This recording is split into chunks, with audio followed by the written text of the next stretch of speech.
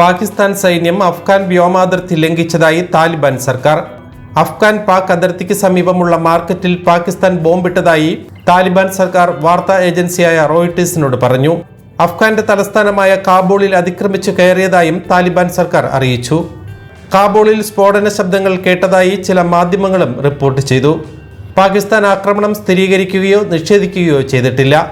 താലിബാൻ വിദേശകാര്യമന്ത്രി അമീർ ഖാൻ മുത്താഖി ഇന്ത്യയിൽ സന്ദർശനം നടത്തുന്നതിനിടെയാണ് ആക്രമണത്തെ മുത്താഖി അപലപിച്ചു.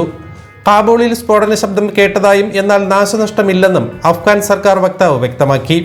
കാര്യങ്ങൾ വഷളാകുകയാണെങ്കിൽ അതിന്റെ ഉത്തരവാദിത്വം പാകിസ്ഥാൻ സൈന്യത്തിനായിരിക്കുമെന്ന് അഫ്ഗാൻ സർക്കാർ അറിയിച്ചു. അതിർത്തി ലംഘിച്ച പാക് നടപടിയെ താലിബാൻ സർക്കാർ അപലപിച്ചു.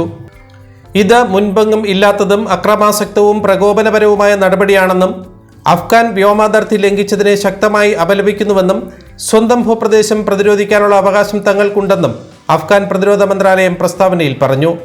അഫ്ഗാൻ അതിർത്തിയിൽ പാക് സൈന്യം 30 ഭീകരരെ വധിച്ചതായി റോയിട്ടേഴ്സ് റിപ്പോർട്ട് ചെയ്തു. 11 പാക് സൈനികരും കൊല്ലപ്പെട്ടു. ഒക്ടോബർ 7-ന് അഫ്ഗാൻ അതിർത്തിയിൽ പാക് സൈനിക വ്യൂഹത്തെ ആക്രമിച്ച ഭീകരർ 9 സൈനികരെ വധിച്ചിരുന്നു. നിരോധിത സംഘടനയായ തെഹ്രീക്ക് താലിബാൻ സംഭവത്തിന്റെ ഉത്തരവാദിത്വം ഏറ്റിരുന്നു. ഇതിന് തിരിച്ചടിയായാണ് സൈനിക നടപടി. ഭീകരവാദികൾക്ക് അഭയം നൽകുന്ന നടപടിയിൽ നിന്ന് അഫ്ഗാൻ പിൻവാങ്ങണമെന്നാണ് പാകിസ്ഥാന്റെ ആവശ്യം.